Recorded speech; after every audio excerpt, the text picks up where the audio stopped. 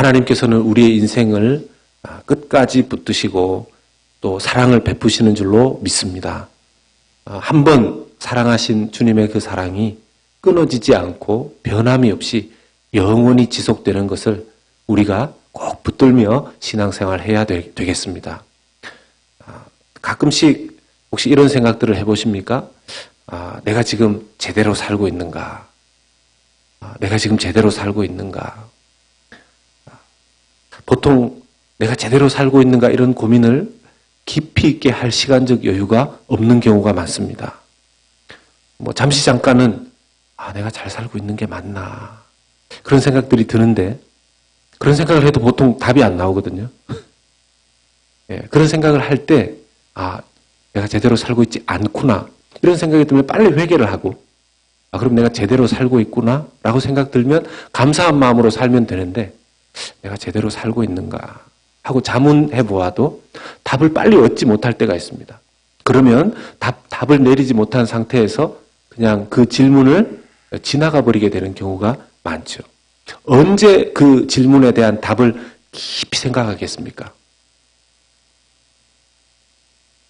이 땅의 시간이 거의 다 됐을 때, 이 땅의 내 삶의 시간이 거의 다 되었을 때, 그때에서야 비로소 내가 잘 살았는가?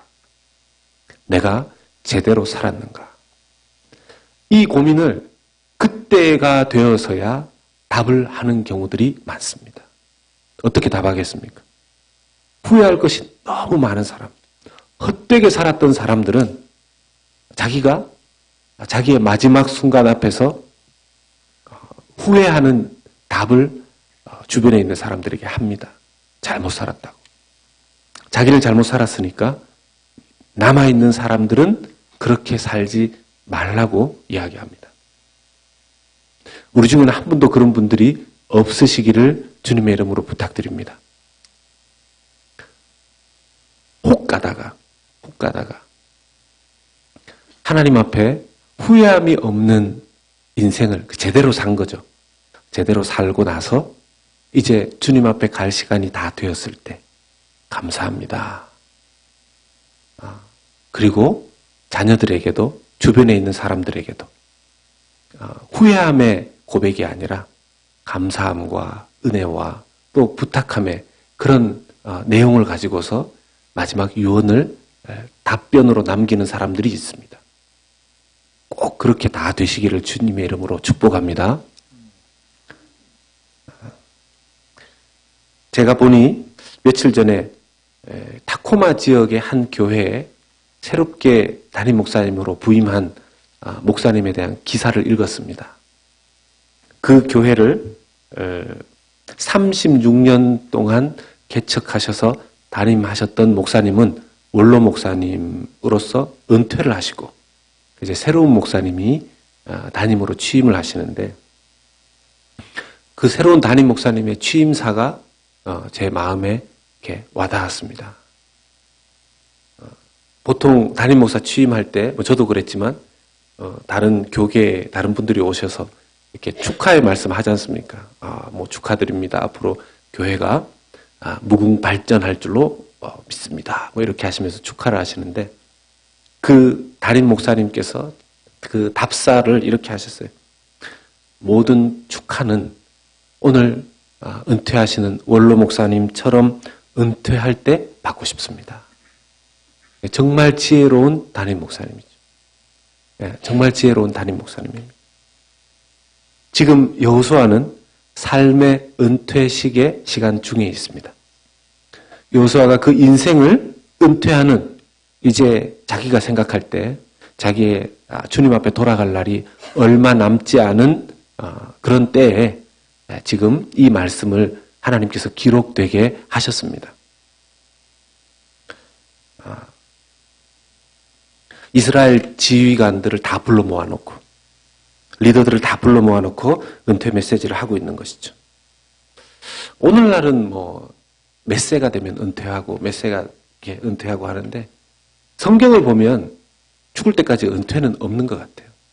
믿으십니까? 하나님 앞에 갈 때까지. 지금부터 그렇게 기도하십시오. 하나님 제가 몇 살이 되면 은퇴하고 조용히 집에서 쉬고 싶습니다. 그런 기도는 하지 마십시오. 해도 그런 기도는 하지 마십시오.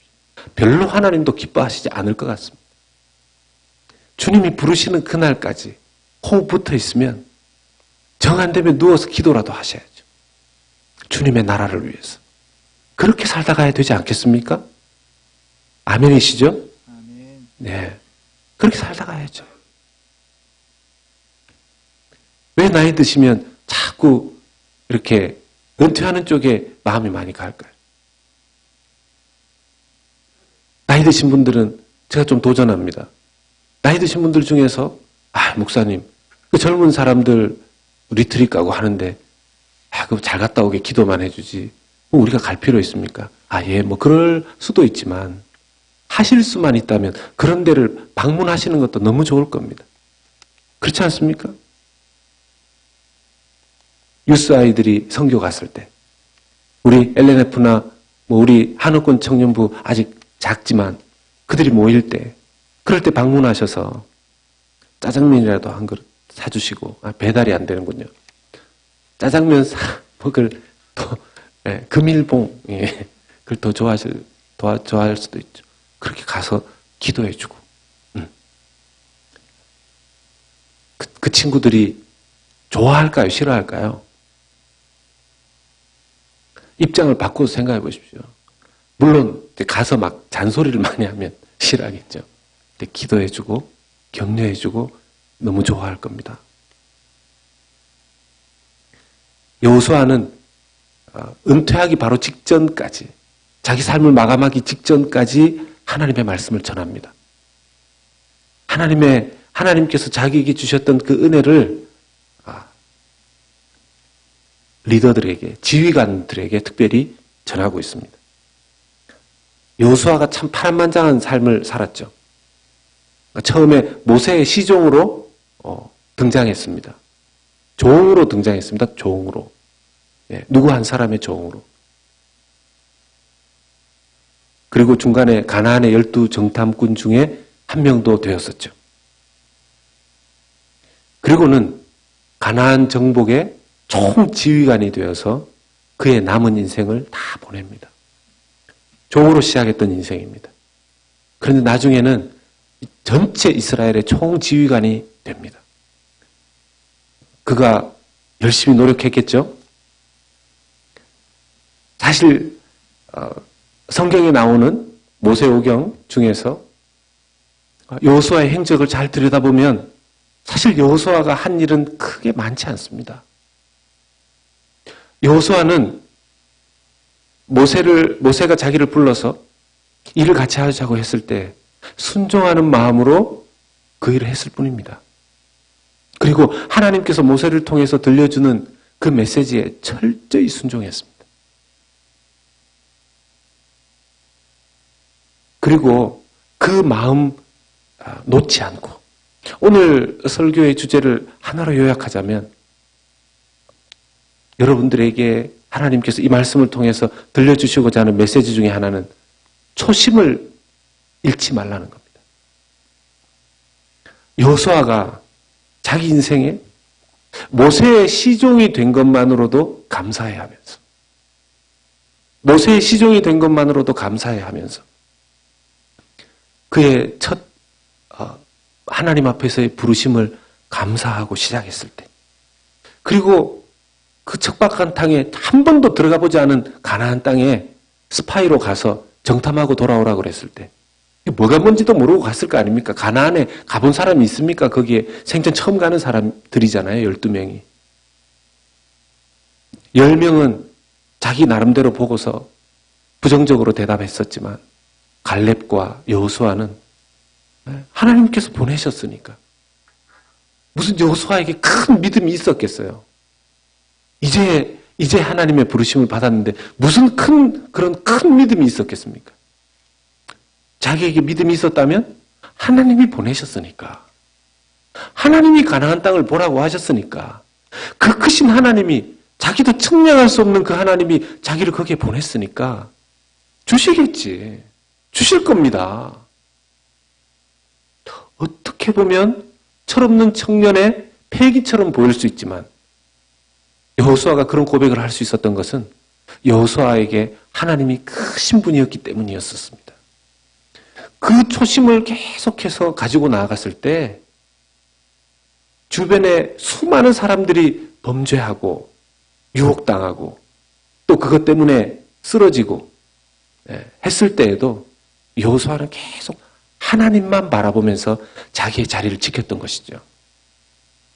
이제 여호수아는 24장 29절에 가면 110세의 나이로 이제 주님 하나님께로 돌아갑니다. 가나안 땅을 배분한 후에 약 20년 정도가 되었을 것으로 추측할 수 있습니다. 어떤 학자들은 25년 정도, 어떤 학자들은 20년인데 20년에서 25년 정도 가나안 땅에 들어가서 땅을 배분하고 나서의 시간들을 보냈다라는 것입니다. 사람들은 아까도 말씀드렸지만 자기의 인생의 마지막에 두 가지 중에 하나를 한다 그랬죠. 자기가 붙잡고 살아왔던 것에 대한 큰 후회 또는 자기가 붙잡고 살았던 것에 대한 큰 감사. 여호수아는 자기가 붙잡고 살았던 것에 대한 큰 감사와 더불어 인생을 마무리합니다. 그리고 자기가 붙잡고 살아왔던 것에 대한 그 큰 감사를 남아있는 사람들에게 전해주고 가는 것입니다. 그런 사람이 신약에도 한 명 더 있죠.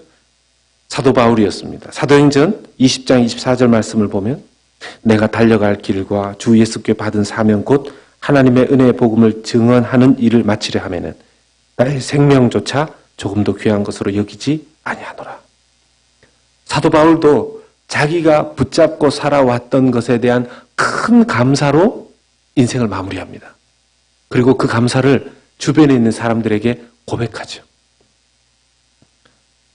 저와 여러분 이런 고백으로 주님 앞에 돌아가게 되는 날을 카운트할 수 있게 되기를 다시 한번 주의 이름으로 축원합니다. 후회가 없는 인생. 그럼 어떻게 하면 후회 없는 인생 살 수 있을까요?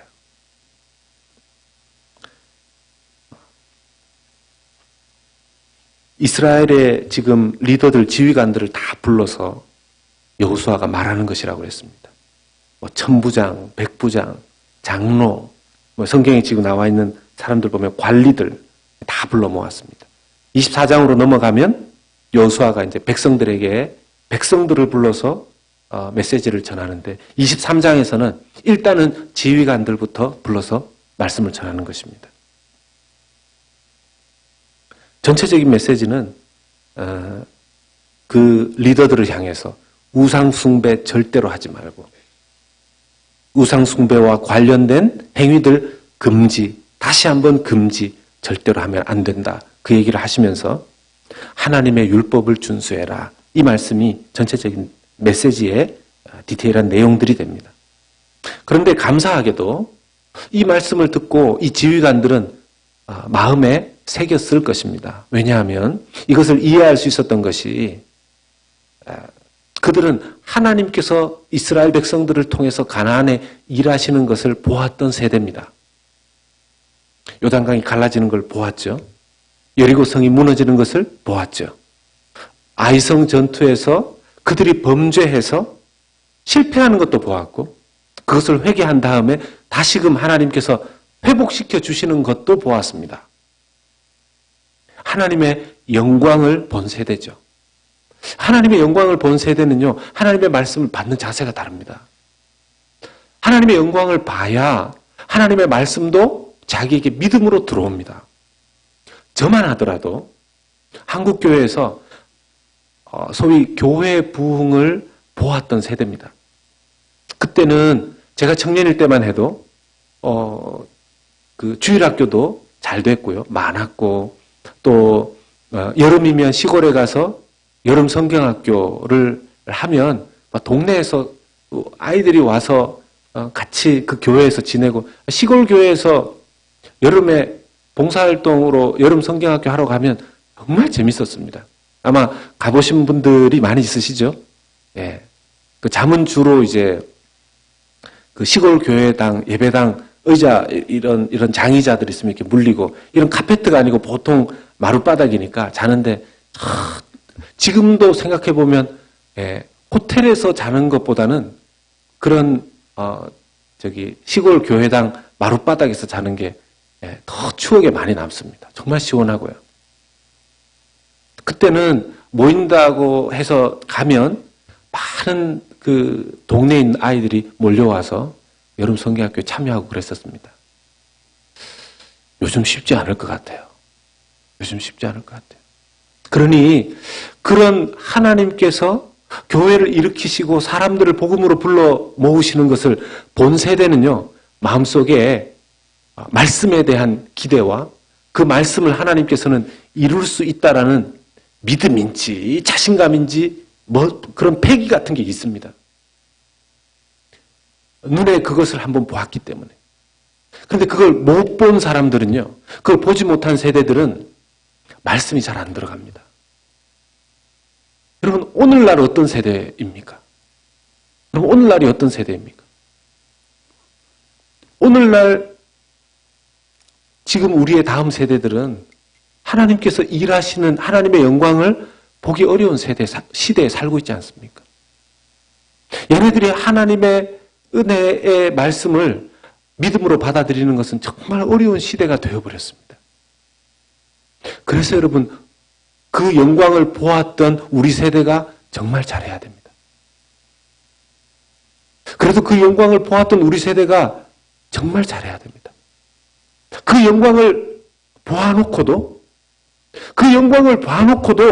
지금 하나님 앞에 여호수아가 경고하는 것과 같은 그런 변질된 삶의 모습 보여주면요, 그 아이들이, 다음 세대들이 교회에서조차도 하나님의 영광을 보기 힘들고 세상에서도 하나님의 영광을 보기 힘든데 부모님에게서조차 하나님의 영광을 볼 수 없으면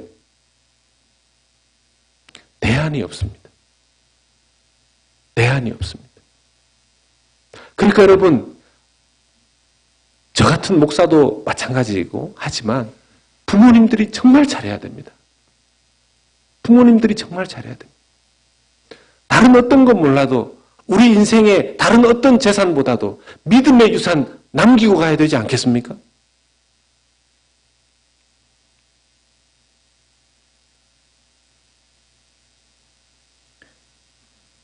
교회가 분열되고 다투고 세상에 눌리고 세상에서 조롱당하고 교회의 존재성조차 의심받는 이런 때를 살고 있지 않습니까? 그래서 그 어떤 때 그런 이야기는 계속 해왔지만 새로운 종교개혁이 일어나야 된다, 이런 이야기를 하지만 지금은 거의 그 목소리가 위기를 넘어서 절규하는, 정말 신앙이 있는 사람들은 정말 비통한 마음으로 가슴으로 눈물을 철철 흘리는 때가 지금의 이 기독교의 때입니다.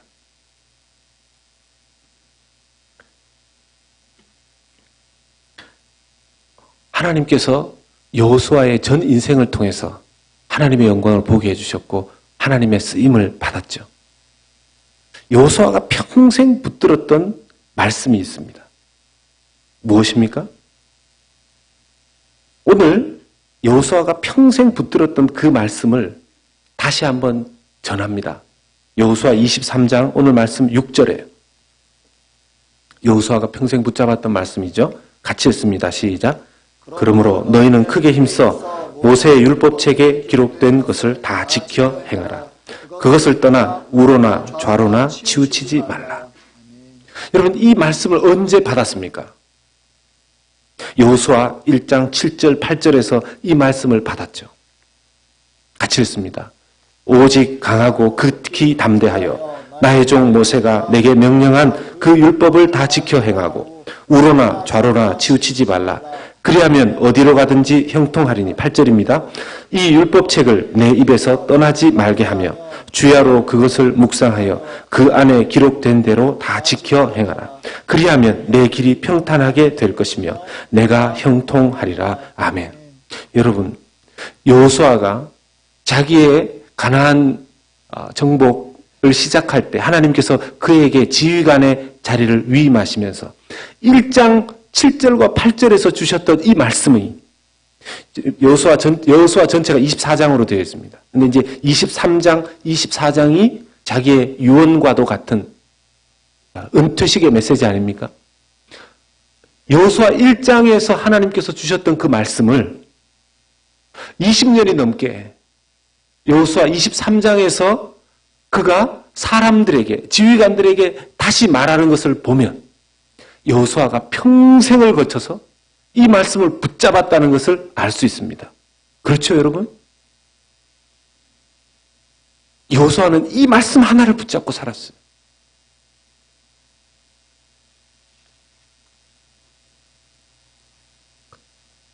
여호수아가 무슨 힘으로 오늘 말씀에 보면 너희 한 사람이 천을 쫓아냈다 이렇게 말합니다. 일당 천. 여러분, 이스라엘 백성들이 언제 전쟁을 배웠죠? 이스라엘 백성들에게 어떤 탁월한 무기가 있죠? 이스라엘 백성들이 무슨 무술을 태어날 때부터 배워왔습니까? 아닙니다.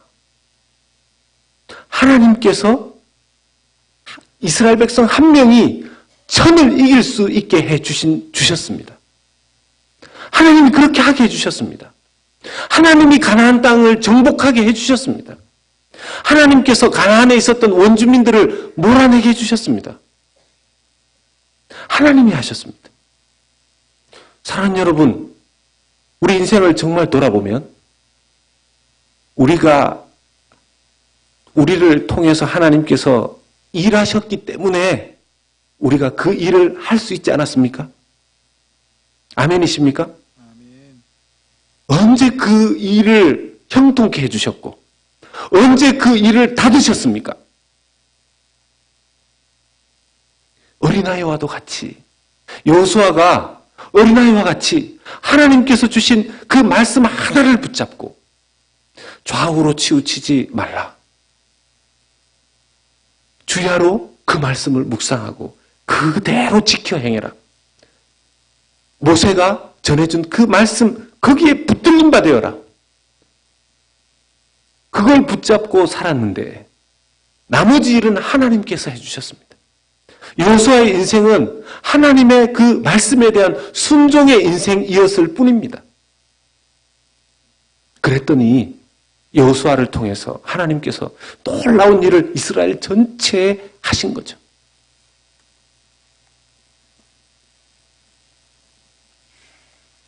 (7절의) 말씀을 보면 우상 숭배하면 안 된다라는 경고를 하고 있습니다. 여호수아 1장 7절 말고 23장 7절 보면요. 너희 중에 남아있는, 감사합니다. 너희 중에 남아있는 이 민족들 중에 같이 있습니다. 너희 중에 남아있는 이 민족들 중에 들어가지 말라. 그들의 신들의 이름을 부르지 말라. 그것들을 가리켜 맹세하지 말라. 또 그것을 섬겨서 그것들에게 절하지 말라. 아멘. 표현이 좀 독특합니다. 너희 중에 남아있는 이 민족들 중에 들어가지 말라. 이 표현이 굉장히 중요합니다. 나중에 보면 너희들이 이방인들과 결혼하지 말라. 이런 명령을 여호수아가 하지 않습니까? 그것을 여호수아는 그들에게 들어가는 것으로 여겼습니다. 그들에게 들어가는 것으로 여겼습니다. 아니, 결혼하는 건데요. 사랑해서 같이 살고 그러면서 설득하고 극복하면 되지 않습니까? 그런데 하나님께서는 그것을 그들에게 들어가는 것으로 여겼습니다. 그들에게 속해 버리는 것으로 여겼습니다. 아니, 실제로 그들에게 속해져 버리게 됩니다. 저희 집 앞에 2주에 한 번씩 이제 잔디를 깎는 사람들이 와서 이렇게 깎는데요. 잔디를 깎고 나면 제가 참 놀라운 현상을 봅니다. 제가 참 굉장히 부지런한 사람이라서 한 번도 잔디를 돌본 적이 없는데 보면 잔디 안에 잡초들이 이렇게 있습니다. 분명히 잔디를 깎고 그 다음까지 이 잔디가 자라나는 과정 중에 잡초가 훨씬 빨리 자랍니다. 잡초가 훨씬 빨리 자라요. 제가 그걸 보면서 이 잡초의 생명력이 이렇게 강한가? 잡초의 생명력이. 제가 그걸 보고 깨달은 게 있습니다. 여러분, 가만히 놔두면요, 의의 능력보다 악의 능력이 더 빨리 자라요. 우리 속에는. 여러분, 우리 본성이 아직까지 부패한 본성이 우리에게 살아남아 있습니다. 가만히 놔두면요, 우리의 부패한 본성이 가만히 있는 것이 아니라 우리의 부패한 본성이 드러납니다. 자라납니다. 활동을 시작합니다. 그리고 세상 영은 그것을 적절하게 사용합니다. 그래서요, 날마다가 아니고 주야로가 아니라 계속해서 주의 말씀을 내 입에 두어야 합니다. 머릿속에 두어야 합니다.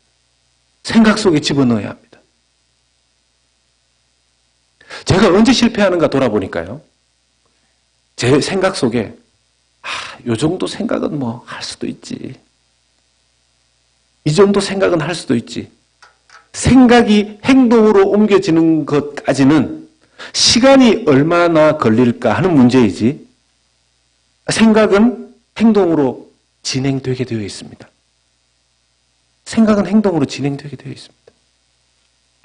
내가 예수 믿는다고 이렇게까지 할 필요가 있는가? 이 정도 생각은 할 수 있지. 이 정도는 나도 한번 꿈꾸어 볼 수 있지. 이 정도는 내가, 세상 사람들도 그렇게 하는데 사람들에게 안 들키면 되지. 그런데 그 생각이 조금씩 더 자라나게 되면 행동으로 옮겨지게 된다는 거죠.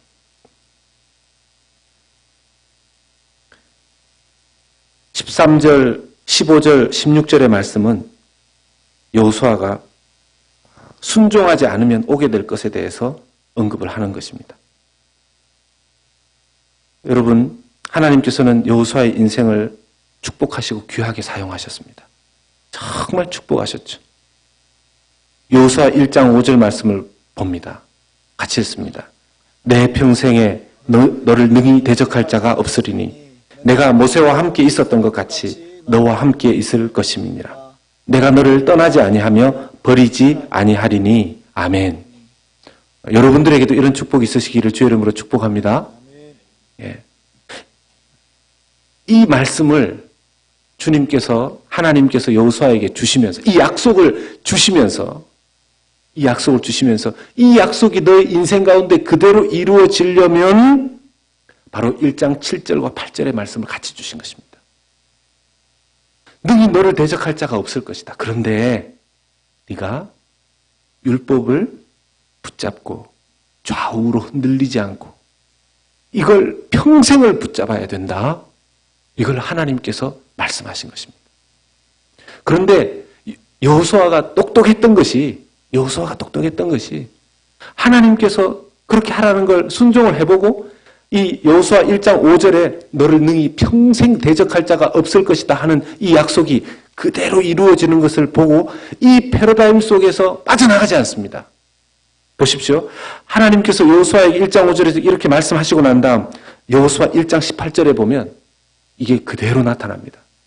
같이 읽습니다. 누구든지 당신의 명령을 거역하며 당신의 말씀을 순종하지 아니하는 자는 죽임을 당하리니 오직 강하고 담대하소서. 이게 지금 누가 누구에게 하는 말입니까? 이스라엘 백성들이 여호수아에게 한 말 아닙니까? 여러분, 어떻게 하면 그 나라의 백성들이 그 나라의 왕도 아니고 지휘관에게 저렇게 말합니까? 어떻게 하면? 여호수아가 이렇게 뿌렸습니까? 가정당 100불씩. 그런 것도 아니고 여호수아가 힘이 너무 세가지고 막 골리앗처럼, 삼손처럼 막 그렇게 해서 여호수아에게 대들다가는 그냥 목이 날아가겠다. 그렇게 느낄 만한 그런 풍채를 성경에서 여호수아에게 소개한 적이 없습니다. 저렇게 된 것은 하나님께서 그 백성들에게 저 마음을 넣어주신 거죠. 그러니 여호수아는 하나님이 자기에게 주신 그 약속이 자기가 그 약속을 붙들고 있는 동안 하나님께서 백성들에게 저런 고백을 들리게 해주시는 이 패러다임이 자기에게 끊어지지 않을 것을 알았습니다. 여러분, 우리가 이런 영적인 패러다임, 축복의 패러다임 속에 있을 필요가 있어요. 근데 이걸 실험하는 분이 있거든요. 이걸 실험을 해요. 이게 내가 하나님의 은혜를 붙잡고 말씀을 붙잡고 했는데 하나님이 복을 부어주시는데 처음에는 그랬다가 나중에 이게 내가 노력해서 그렇게 된 것 같기도 하고 내가 머리가 좋아서 그렇게 된 것 같기도 우연히 그렇게 된 것 같기도 해서 살짝 다른 짓을 해봅니다. 영락 없이 다른 일이 생깁니다. 그 일들 중에 하나가 그들 중에서 혹시라도 하지 말라고 한 것이 그냥 12절과 같이 하나님께 돌아서면 안 된다. 12절 말씀 봅니다. 12절 말씀 보면 너희가 만일 돌아서서 너희 중에 남아있는 이 민족들을 가까이 하여 더불어 혼인하여 하며 서로 왕래하며 너희가 만일 돌아서서 변절되면 배교하면 여러분 그저 그 민족들과 가까이해서 더불어 혼인하는 정도인데 이걸 배교로 봅니다. 이걸 배교로 봅니다. 왜 그럴까요? 중요한 이유가 13절에 나옵니다. 확실히 알라. 성경에서 보통 뭐 이렇게 확실히 알라 이렇게 얘기 잘 안 하는데 이렇게 확실히 알라 이렇게 경남 저쪽 어디로 가면 이렇게 확실히 발음이 잘 안 되고 확실히 이렇게 되는데 잘 보십시오. 확실히 알라. 너희 하나님 여호와께서 이 민족들을 너희 목전에서 다시는 쫓아내지 아니하시리니. 이때까지 전쟁 누가 했다는 겁니까? 여러분 이때까지 우리 인생을 누가 끌고 오셨다는 겁니까? 너희가 배교하고 변절하면 너희 하나님 여호와께서 이 민족들을 너희 목전에서 다시는 쫓아내지 아니하시리니. 그들이 너희에게 올무가 되며 여러분 올무 아십니까? 덫이 되며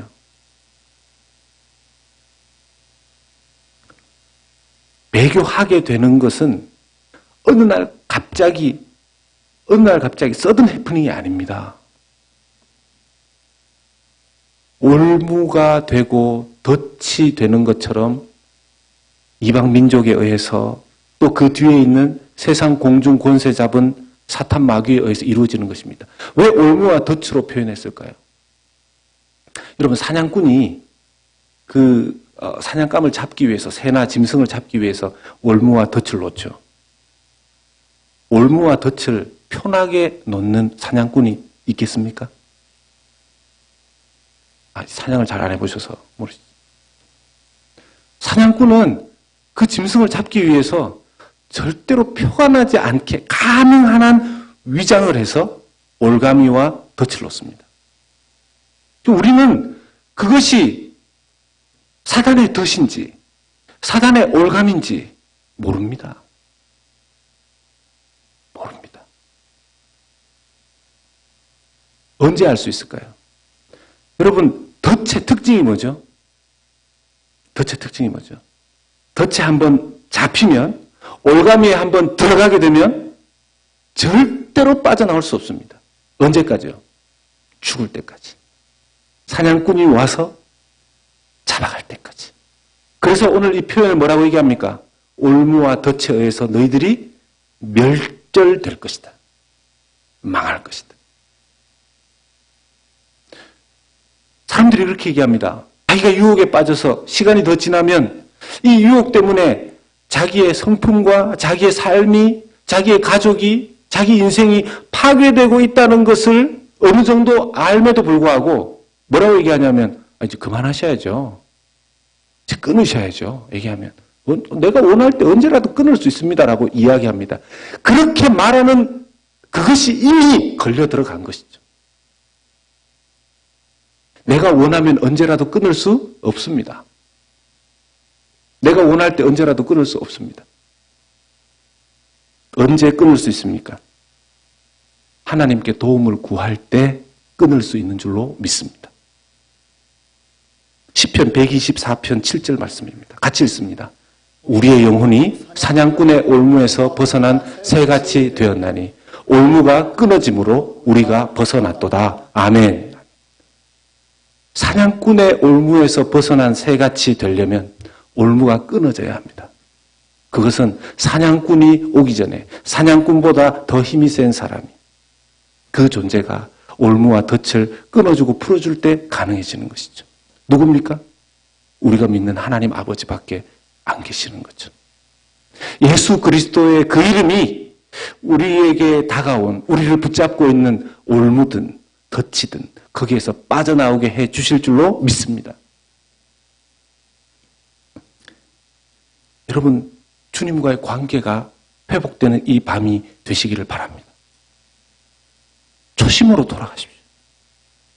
어린아이 같이. 사랑하는 여러분, 언제 하나님 사랑합니다 고백해 보셨습니까? 의지적으로 말고 정말 마음에서 우러나와서 어린아이가 그냥 밤에 들어온 아버지를 향해 전속력으로 달려가서 안기는 것과 같이 그렇게 하나님 품에 안겨 붙잡고 있었던 선물 다 던지고 아버지의 그 사랑하는 품에 안겨 그냥 아버지면 됩니다 했었던 그 사랑의 고백의 그 순간이 언제였습니까? 그 첫사랑, 그 초심 회복하실 수 있기를 주의 이름으로 축복합니다. 이게 살아있어야 돼요. 제가 이 말씀을 묵상하면서 하나님께서 여호수아의 전체 인생을 확 돌리면서 자기 지휘관들에게 이 고백을 했듯이 저도 제 인생을 돌아보게 됐습니다. 돌아보니 하나님께서는 제가 하나님을 향해 그 사랑 고백을 하는 그 기도와 그 자세와 그 마음 가운데 하나님의 일을 하시면서 제 인생을 열어주셨더라고요. 여러분 똑같지 않습니까? 여러분 똑같지 않습니까? 여러분 지금 어떠십니까? 몇 가지 기도 제목을 드리면 지금 어떠십니까? 지금 하나님과 가깝게 지내십니까? 지금 하나님과 얼마나 가까우십니까? 야고보서 4장 8절 말씀에 같이 있습니다. 하나님을 가까이 하라. 그리하면 너희를 가까이 하시리라. 죄인들아 손을 깨끗이 하라. 두 마음을 품은 자들아 마음을 성결하게 하라. 하나님 말고 자꾸만 눈에 생각에 아른아른거리는 게 있습니까? 물론 필요에 의해서 생각나는 것들도 있으시겠죠. 그런데 하나님께서는 그것조차 좀 내려놓으라고 하시는 겁니다. 모든 염려, 걱정, 근심, 머리에 떠오르는 그 모든 것들 내 안에서 자꾸만 나에게 말하고 소리치고 자꾸 떠올라지고 오늘 밤 기도할 때 하나님만 보이실 때까지 하나님만 내 속에서 역사하실 때까지 기도하실 수 있기를 바랍니다. 두 번째는 어떤 죄악된 것들이 있다면 이제 그만이라고 선언하십시오. 주님의 이름으로 이제 그만이라고 선언하십시오.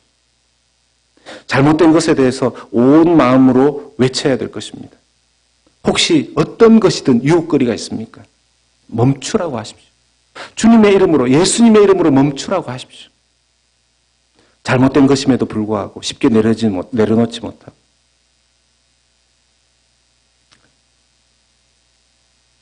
세 번째, 이 여호수아가 말하는 것.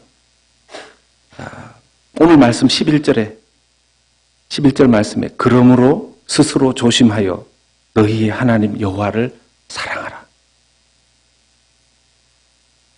여호수아 인생 전체에 여호수아가 가장 잘한 일, 아니 유일하게 잘한 일, 여호와만을 사랑한 일이었었습니다. 그러니 하나님도 원래 여호수아를 사랑했지만 마태복음 22장 27절에 예수님께서 우리에게 가르쳐 주셨죠. 같이 읽습니다. 예수께서 이르시되 내 마음을 다하고 목숨을 다하고 뜻을 다하여 주 너의 하나님을 사랑하라 하셨으니 아멘. 목숨 걸고 사랑해야 됩니다. 목숨 걸고 사랑해야 됩니다. 내년도 표를 하나님이 찾으시는 예배자, 내년 2019년은 예배에 목숨을 거는 해입니다. 목사님 목숨을 예배에 걸다가 예배드리다 죽으면 어떡합니까? 네, 그런 사람 단 한 명도 못 봤어요. 오히려 예배에 목숨을 걸었는데 하나님이 그 인생 살려주시는 것은 여러 번 봤습니다.